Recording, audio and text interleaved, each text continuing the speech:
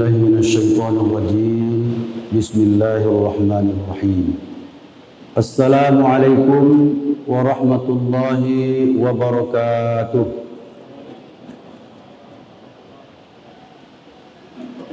الحمد لله رب العالمين نحمده ونستعينه ونستغفره ونعوذ بالله من شرور أنفسنا ومن سيئات أعمالنا من يهد الله فلا مضل له ومن يضلله فلا هادي له.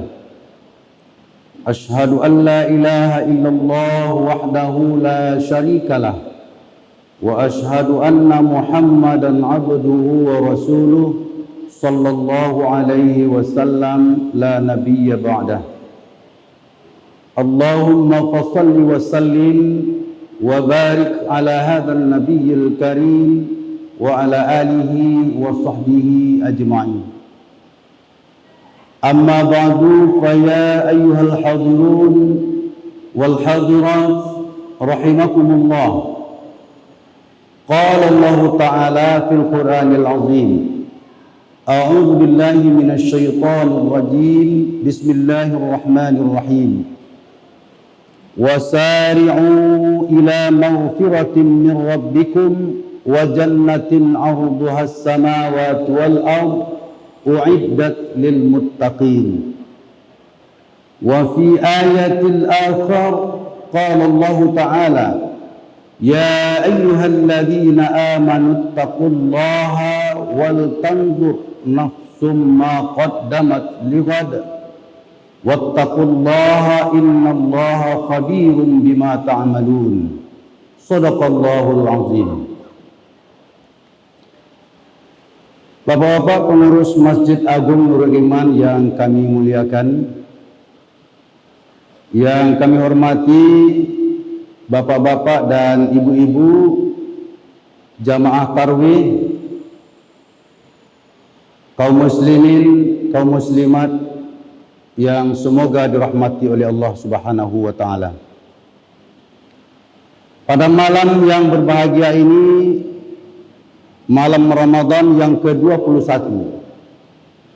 mari kita bersyukur atas segala limpahan rahmat dan karunia Allah yang telah diberikan kepada kita semua, sehingga kita telah dapat hadir bersama-sama di Masjid Agung ini dalam rangka Qiyamul Lail dengan melaksanakan sholat tarawih. Mungkin juga setelah ini dilanjutkan dengan witir, terus juga dengan tadarusan Al-Quran, dan mungkin juga ada yang akan terus dengan kegiatan i'tikaf. Mudah-mudahan saja semua aktivitas kita pada hari ini diterima oleh Allah Subhanahu wa taala dan kepada kita diberikan imbalan pahala yang berlipat ganda. Amin ya rabbal alamin.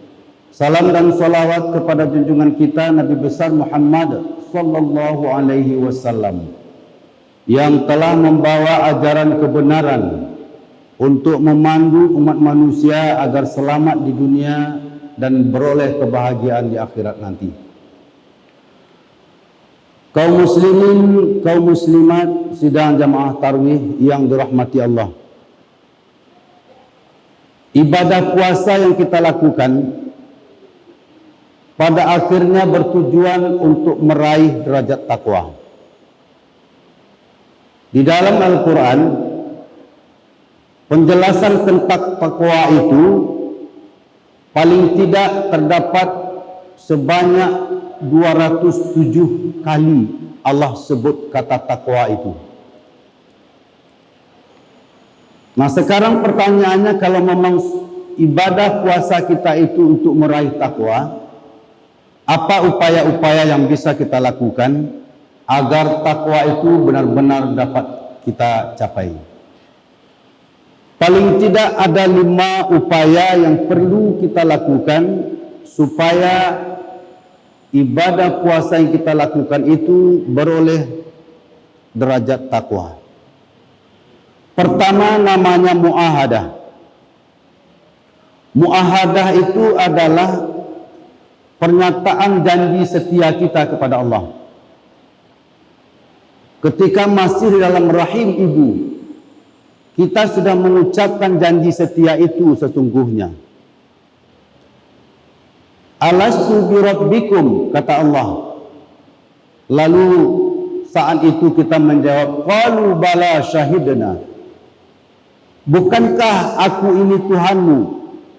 Kita telah membuat pernyataan dengan mengatakan, benar ya Allah, kami menyaksikan bahwa Engkau adalah Tuhan kami. Kemudian di dalam kehidupan sehari-hari kita kembali menyatakan kesetiaan kepada Allah.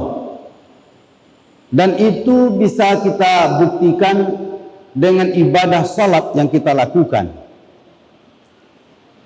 Paling tidak 17 kali atau 17 rakaat dalam sehari semalam kita lafalkan janji setia kita kepada Allah. Apa itu? Di dalam surah Al-Fatihah, Iyyaka na'budu wa iyyaka nasta'in. Ini adalah janji setia kita. Kepada Engkau ya Allah kami menyembah, dan kepada Engkau ya Allah kami minta pertolongan. Kalau begitu tidak ada sesembahan lain kecuali kepada Allah.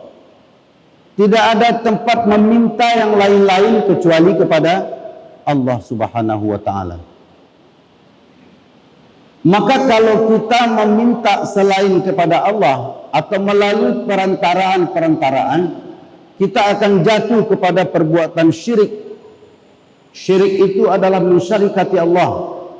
Allah sangat marah kepada orang yang mensyarikatinya. Karena itu pula Allah tidak mengampuni dosa syirik.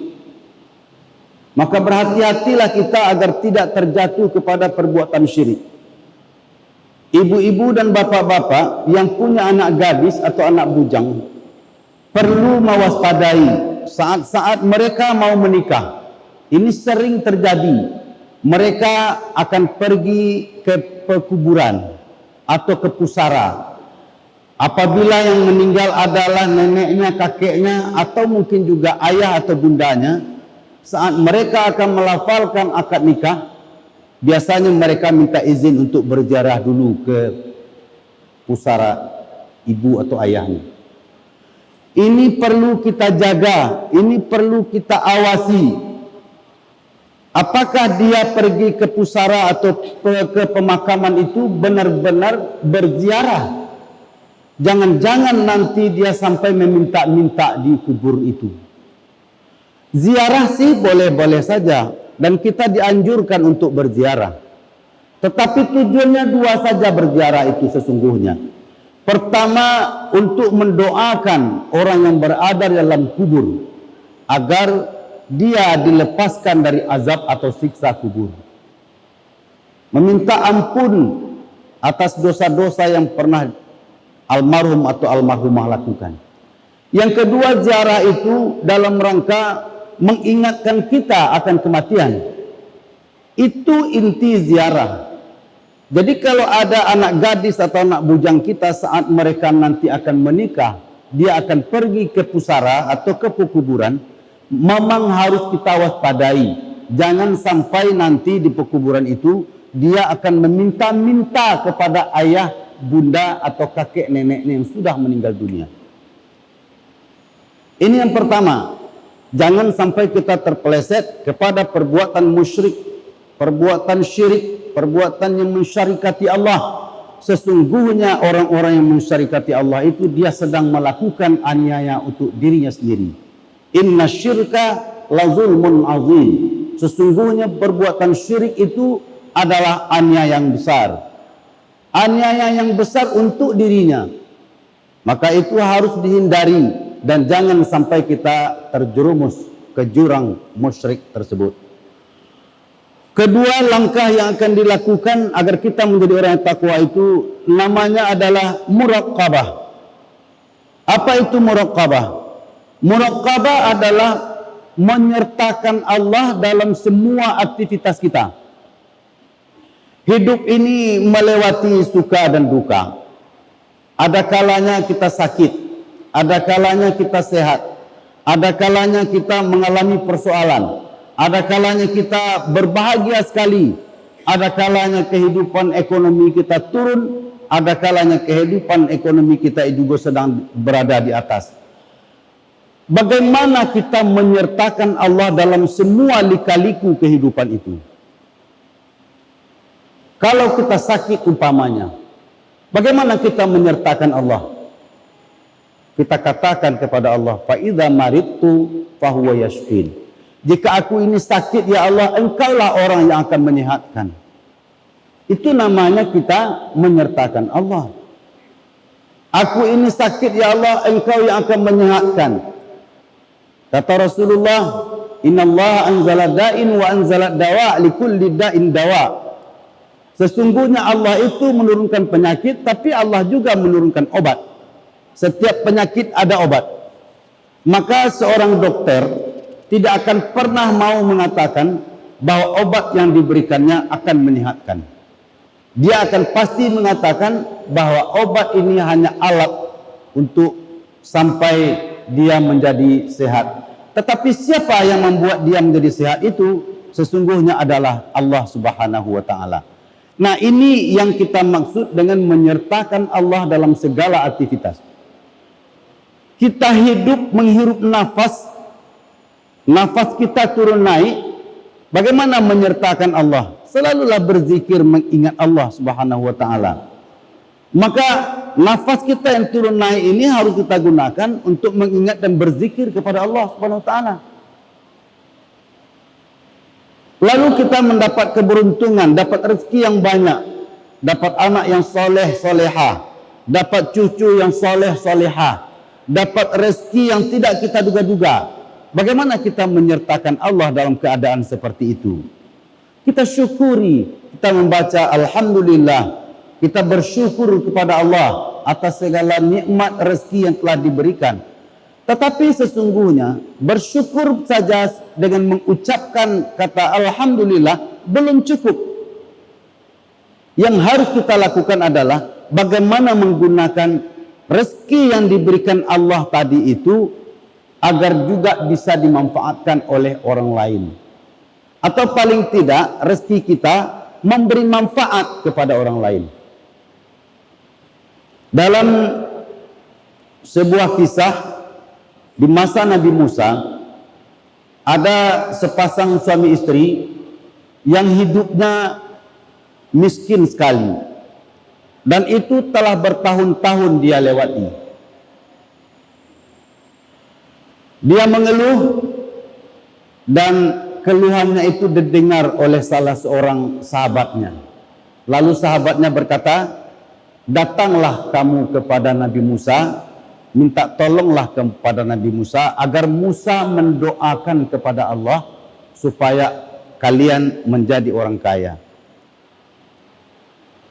Maka dia pun pergi menemui Nabi Musa, menyampaikan semua keluh kesah yang dia alami selama menjadi orang miskin tersebut.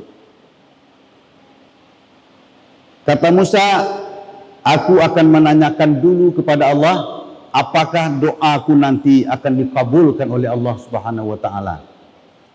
Lalu Musa pun bertanya kepada Allah, wahai Allah, ini ada hambamu yang sudah lama hidup dalam kemiskinan. Sekarang dia ingin menjadi kaya dan minta kepadaku mendoakan kepadamu ya Allah agar dia diberikan kekayaan. Apa jawab Allah? Silakan engkau berdoa wahai Musa. Doamu akan saya kabulkan. Tetapi aku kata Allah hanya akan memberikan kekayaan kepada pasangan suami istri itu selama 1 tahun saja. Oleh Musa ditanyakan kembali kepada pasangan suami istri itu, Allah akan mengabulkan doaku, engkau akan menjadi kaya, tetapi hanya selama 1 tahun saja. Bagaimana pendapatmu? Pasangan ini mengatakan, biarlah, yang penting kami sudah pernah menjadi kaya dan mencoba menikmati kekayaan itu. Akhirnya Musa berdoa kepada Allah dan tak lama kemudian doa Musa dikabulkan. Pasangan suami istri ini benar-benar menjadi kaya raya secara mendadak. Bapak dan Ibu sekalian, bagaimana cara Allah membuat si miskin jadi kaya? Itu bukan urusan kita. Itu adalah urusan Allah. Biarkanlah Allah berbuat menurut sekehendaknya. Jangankan menjadikan orang miskin jadi kaya, membalikkan bumi ini bagi Allah sangat mudah. Jadi urusan Allah biarlah kita serahkan sepenuhnya kepada Allah. Urusan berikutnya adalah tentang kekayaan yang telah diberikan oleh Allah kepada pasangan suami istri itu, apa yang dilakukannya. Ternyata oleh pasangan suami istri yang mendadak jadi kaya itu, harta kekayaan yang dia punyai, dia belanjakan semuanya untuk menolong orang lain. Bentuk-bentuk pertolongannya kalau kita aktualisasikan dalam kehidupan sekarang, dia ikut membangun masjid-masjid yang terbengkalai. Dia ikut menyumbang, dia ikut bersedekah, dia ikut berinfak. Ada anak-anak yatim, orang-orang miskin, orang-orang mu'alaf, dan orang-orang dalam kelaparan, hidupnya susah, anak sekolah yang tidak ada biaya untuk melanjutkan sekolah, semua dia bantu. Inilah yang dilakukan oleh pasangan suami istri itu selama lebih kurang 1 tahun. Hari-harinya habis untuk berbagi rezeki dan menolong orang lain. Pendeknya, kehadirannya benar-benar dirasakan manfaatnya oleh orang banyak. Apa yang terjadi kemudian? Setelah setahun, orang itu ternyata masih kaya. Dan Musa jadi heran, sehingga dia bertanya kepada Allah, "Wahai Allah, Engkau menjanjikan kekayaan hanya 1 tahun untuk pasangan suami istri yang dulu miskin.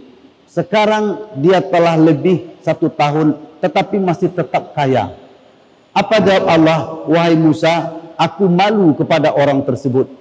Karena aku hanya membukakan 1 pintu rezeki, sementara dia membuka beribu-ribu pintu rezeki yang lain." Apa itu pintu-pintu rezeki yang dia buka? Adalah dengan menolong orang-orang yang sangat membutuhkan. Dia gunakan hartanya di jalan Allah untuk membantu rumah ibadah, masjid, musala, pesantren, pondok tahfiz dan lain-lain sebagainya. Nah, itulah rupanya kalau kita ingin kekayaan itu tetap dialirkan oleh Allah kepada kita, gunakanlah kekayaan yang kita dapatkan itu, rezeki yang diberikan Allah itu untuk menolong orang lain. Ini antara lain wujud dari muraqabah itu. Kita sertakan Allah dalam semua aktivitas kita. Dalam keadaan susah, kita sertakan Allah. Dalam keadaan senang, Allah pun kita sertakan.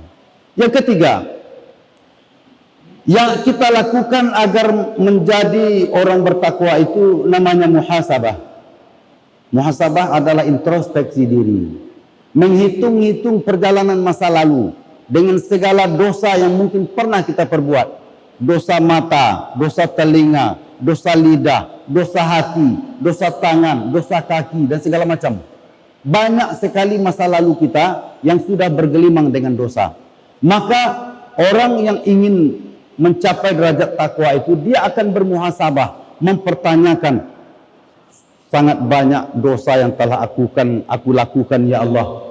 Karena itu dia sadar atas segala dosa, lalu dia bersegera minta ampun.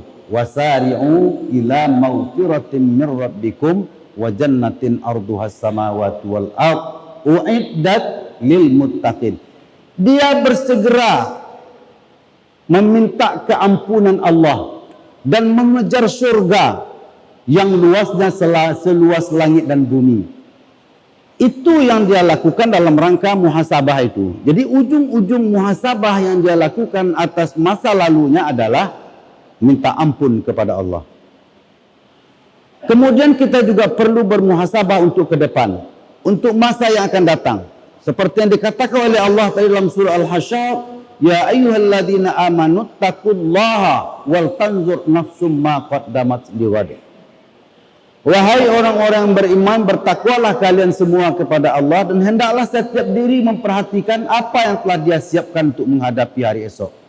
Jadi muhasabah atas masa lalu ujungnya adalah minta ampun kepada Allah.